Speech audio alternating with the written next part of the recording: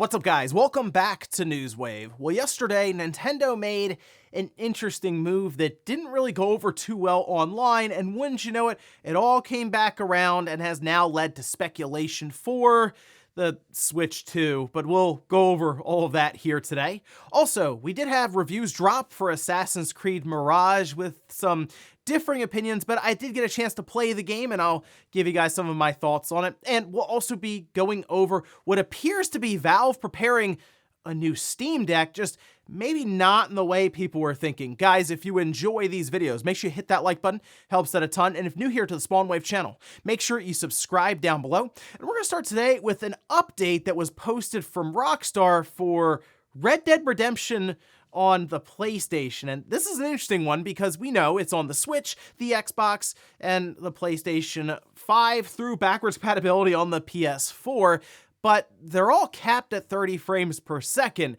at least until this patch was released, because we can see this posted up over on Rockstar's website, and this is for the update 1.03. While two of the bulletin points are pretty straightforward, general bug fixes, for example, and added an option to enable subtitles for when you first boot the game, the top line is the one that caught everyone's attention because it's added an option to enable 60 FPS when playing on PlayStation 5 via backwards compatibility. I also saw some people mention that the PlayStation 4 Pro has the option to toggle between 30 and 60 FPS, so let me know in the comments if you have a PS4 Pro and you tried it out yourself. But yeah, at this time, I would have to say that the PlayStation 5 version of Red Dead Redemption would be the one to get just because of that 60 FPS option. And I am curious if the Xbox version will get an update. The only thing there is that's just running through complete backwards compatibility on the Xbox. So they didn't even introduce a new version. They were just like, hey, you could just buy the Xbox version. It's what you've been playing this whole time on your Xbox Series system. So interesting stuff there, and we'll have to see if we get any kind of update from Rockstar for the Xbox version going forward. Otherwise, though, check out the PlayStation version for 60 FPS. Also, we did have reviews go live for Forza Motorsport, which is technically out now, I believe, in early access. They have like that plan where you can pay a bit extra and get in now, or you wait till the advertised release date next week on the 10th. But we can see the Metacritic score here coming in at an 85. Now, this kind of fluctuated a bit. I think it started at an 84 and it's worked its way up to 85. It could be up at like an 86, which I believe puts it right around what Forza Motorsport 7 and Motorsport 6 were, like that mid-80s score. And yeah, that's about right. For the track simulator Forza games, that seems to be around where they are now, as opposed to where they were more back in the day with Forza Motorsport 2, for example, on the Xbox 360. The Forza Horizon series seems to be the one that scores the highest at this time, and it's Forza Motorsport. If you've played some of the previous Forza games, you kind of know what you're getting into here. However, there have been vast improvements made when it comes to things like physics, the overall feel of driving, and of course, the visuals themselves. There does seem to be a very interesting art style difference between Gran Turismo 7 and Forza Motorsport, so maybe check out some comparisons there with video and different weather effects and stuff, and I guess see which one you prefer. But otherwise, look towards next week for it to be added into Game Pass, of course, day one. Oh, and here's something interesting for Housemarque with Sony and PlayStation Studios. This we can see over on VGC with the announcement coming that they are moving into a better or more advanced headquarters, saying Housemarque, a member of the PlayStation Studios family and Finland's longest standing gaming firm, is gearing up to launch one of the Nordic's most advanced gaming headquarters by the end of 2024.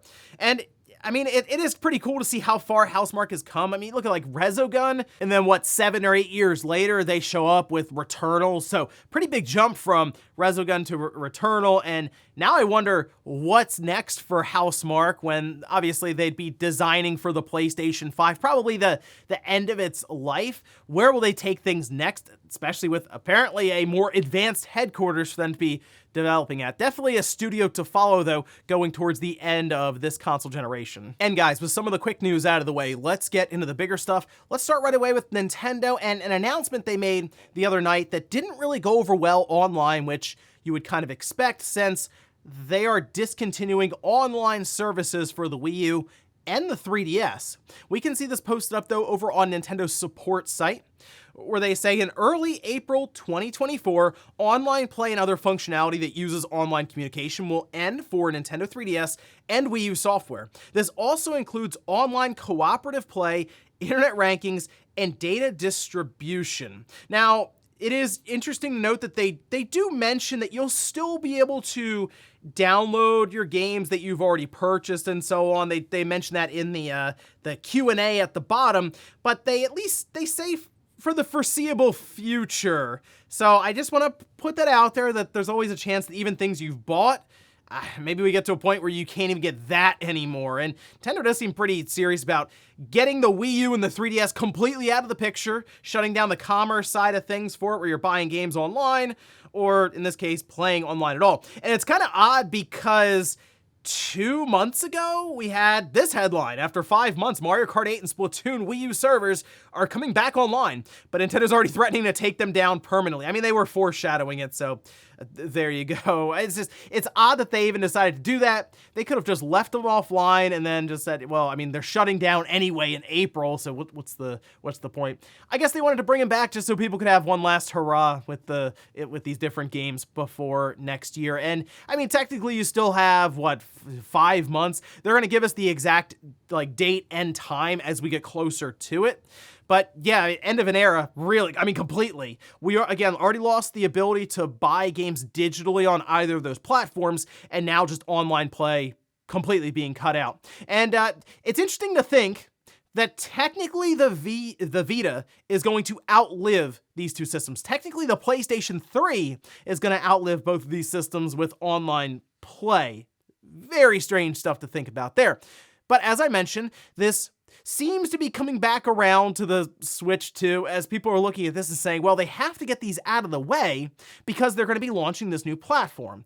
Now, we all know, because Nintendo themselves have mentioned this, that technically we're moving to a newer Nintendo account system, new online infrastructure, and yes, the Wii U and the 3DS appears to be part of the legacy online infrastructure that they had set up, and we assume from this point forward, our Nintendo account will carry all of our purchases, there'll be backwards compatibility, it'll be great, right? We'll still see on that one. But in that case, sure, they would be shutting down these old setups and servers and whatnot to make room for their next system that, I don't know if this would be the exact timing for it, but we assume is getting announced here in the next, we'll say 8 to 10 months, obviously going into 2024, if we all do kind of believe that this thing is getting launched by holiday 2024 at the latest. But still, the Wii U, the 3DS, many games you can still play online, and in fact, some of them just completely, rely on it. I saw some people mention Xenoblade Chronicles X, because that's the last Xenoblade that's kind of left behind. Yeah, that had some pretty interesting online features, but I immediately thought of Super Mario Maker, and I know Mario Maker 2 exists on the Switch, but I'm sure there are people who just completely prefer Mario Maker on the Wii U, whether it's building these different courses with the touchpad and all of this, or just the layout in general for that game. I'm pretty sure that almost exclusively relies on the online aspect to it, so that game seems like it's going to be completely worthless then when the servers all get shut off. And then for the 3DS side, I started thinking about Pokemon right away, as I'm sure there are plenty of people who are still playing online with all these different Pokemon games consistently. But let me know which games you're going to miss the most and which ones you might be playing and firing up your Wii U or your 3DS again to get back into before April 2024. Of course, I'll let you guys know when the exact date is after we get that info from Nintendo, again, getting closer to the first quarter of next year. Next up, let's talk about Assassin's Creed Mirage, as we did have reviews go live for it, and this was an interesting one because it had already been described as, yes, a lower budget game, but also one that more returns to the roots of Assassin's Creed. And Ubisoft really talked a lot about Assassin's Creed, the first one, when that came out back in the day on the Xbox 360. Well, we have review scores here, and we can see over on Metacritic, currently sitting at a 77. Now, I saw this review score go up, and I thought to myself, I said, you know what? That's close, I feel like, to the experience that I'm seeing here, but I think I'm having more fun with it than that necessarily. However, I did go into this kind of expecting that pared back experience. And looking through some of these reviews, there's a lot of comparisons to, say, Assassin's Creed Valhalla, Assassin's Creed Odyssey, and I don't know how fair that necessarily is for a game that has, I would say, probably a quarter of the budget. I mean, really, there's definitely a lot of stuff that they kind of skimped out on, whether it came to the presentation side of things or even just like the underlying parts of the gameplay, the animations, et cetera there. But for what I would say going into this, what I was expecting, I'm having a lot of fun with it. They don't have a lot of those deep RPG mechanics that maybe people really like from Valhalla, and if you really enjoyed those aspects, this game's going to feel incredibly shallow.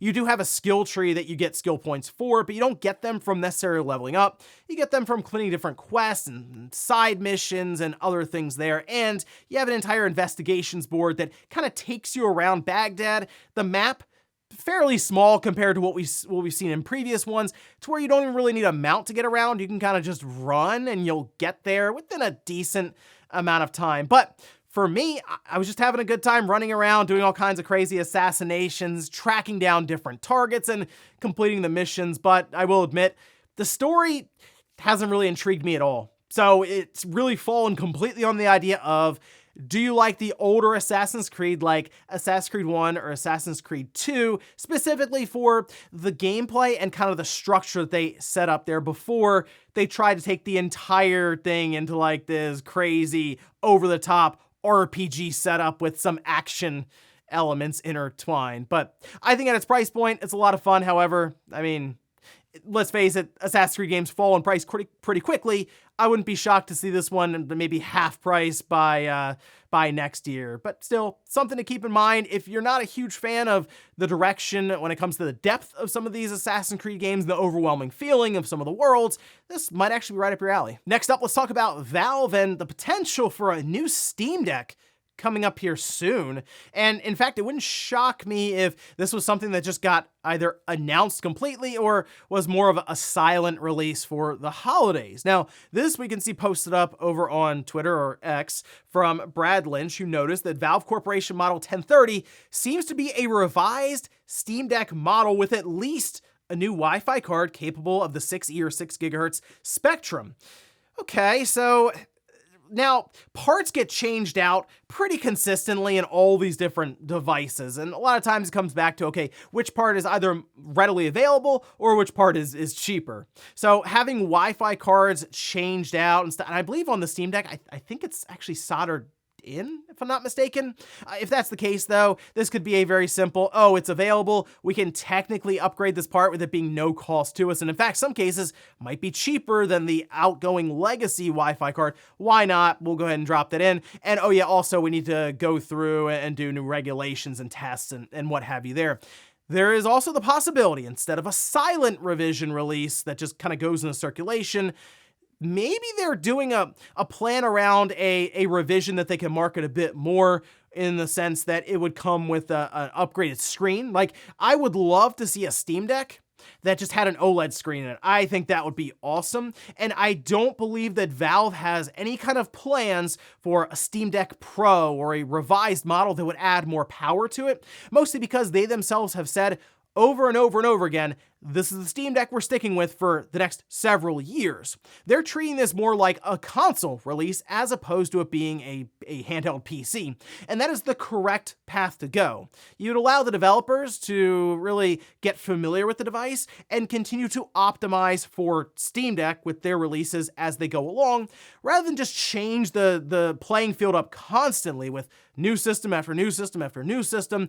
I've observed this from other handheld PC manufacturers, and it looks exhausting to keep up with any of that. So I think Valve is doing the correct thing with the Steam Deck, and I would love to see them go with an OLED display, and then also work to maybe make the system a bit more efficient, whether that's a die shrink or something to get more battery life out of it. I'm kind of okay with the performance I get out of my Steam Deck at this time, because I also understand that it's not there to push 4K, 120 frames or anything like that. It's more for the convenience factor of being a portable PC that works really well with your Steam account and potentially your setup at home where you do have the nice rig that can push all of those extra bells and whistles. So I'm hoping that Steam or Valve has something set up for the Steam Deck that would make just the overall experience better, but it's very possible that they just had to get this all recertified because it's just a new Wi-Fi chip going in. And in our last bit of news, let's talk about Silent Hill, because really a lot of the stuff we saw during that Silent Hill presentation has kind of just been missing. Like, we really haven't seen much of anything. And I've been really curious what happened to Silent Hill 2, the remake that was happening from Bloober Team, because it's just gone like radio silent on that. Well, it does look like at least one part of that presentation is coming out here pretty soon, as this popped up over on the Google Play Store. Silent Hill Ascension. Now, this is apparently the interactive experience that they were trying to explain to us, but I don't know if they did the best job with it. However, they say it launches October 31st. Experience the live world premiere at 9 p.m. Eastern, 6 p.m.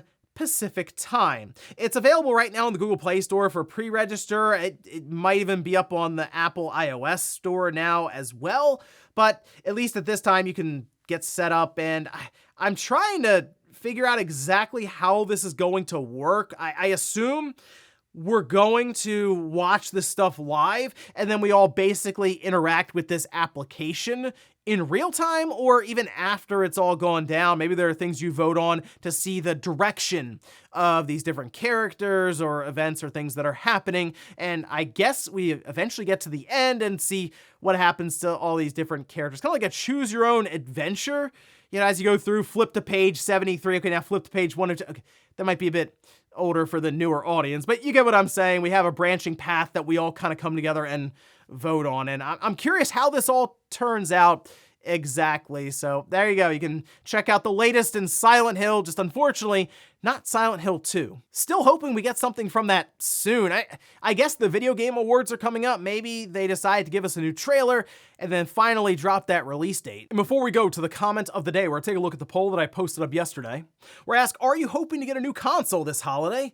Okay, the PS5, 7%. It's kind of what I expected, but then the Steam Deck or ROG Ally, basically one of the PC gaming handhelds, right behind it at 6%, the Xbox at 3%, and then the Switch at 2%, which I assume at this point, most people who want a Switch already have one, but still 82%, no new console this year. Maybe like games and software accessories, something there. But yeah, the Steam Deck and the ROG Ally being maybe one of the more sought after things this holiday. It's interesting to think about that, since there will probably be plenty of people over the holiday season. This could be their entry point into PC gaming. And honestly, compared to the market now, you get like a 256 gigabyte Steam Deck, and that's incredibly affordable, since you'd get it for less than what a decent graphics card would be now. And we'll finish up with the comment of the day, as you're seeing here.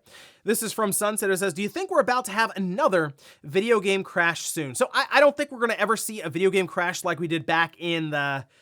It had been 1984, 1985, when we hit rock bottom. We went from like $3 billion annual spend in the US on the home console market down 90 some odd percent to just over $100 million. That's that's a wild swing in just a couple of years. The reason I don't think we're ever going to see that, though, is one, because I actually think the video game market is too big to quote unquote fail, but two, distribution is significantly easier now, since you have all these digital marketplaces, whereas back then you needed a big publisher to get your game on store shelves. That entire barrier is just eliminated at this point. But what I would say a video game crash could look like now versus then would be one of the major platform holders to just exit the market. That would be massive, because you would have a lot of money just get sucked out immediately from the revenue that they were bringing in. But no, I don't think we'll ever get to the point where people just stop playing games altogether. That was just a wild time back then that I just don't think we can replicate now. And ladies and gentlemen, that's going to do it here for Newswave. If you enjoyed this video, guys, hit that like button. If not, hit the dislike. Leave comments down below about everything we talked about here today. There's Nintendo announcing that the Wii U and the 3DS online services will be shut down starting April of 2024. Are there any games you're going to fire up and play for probably the last time? And then also, what about Assassin's Creed Mirage or Forza Motorsport? Did you get a chance to play either of those yet? And then what we're seeing with the Steam Deck now, do you think Valve is preparing a new revision for it, maybe for the screen or something there? Or it's going to be more of a quiet kind of revision that mostly just changes out the Wi-Fi card? Thanks guys for watching, and I'll see you next time.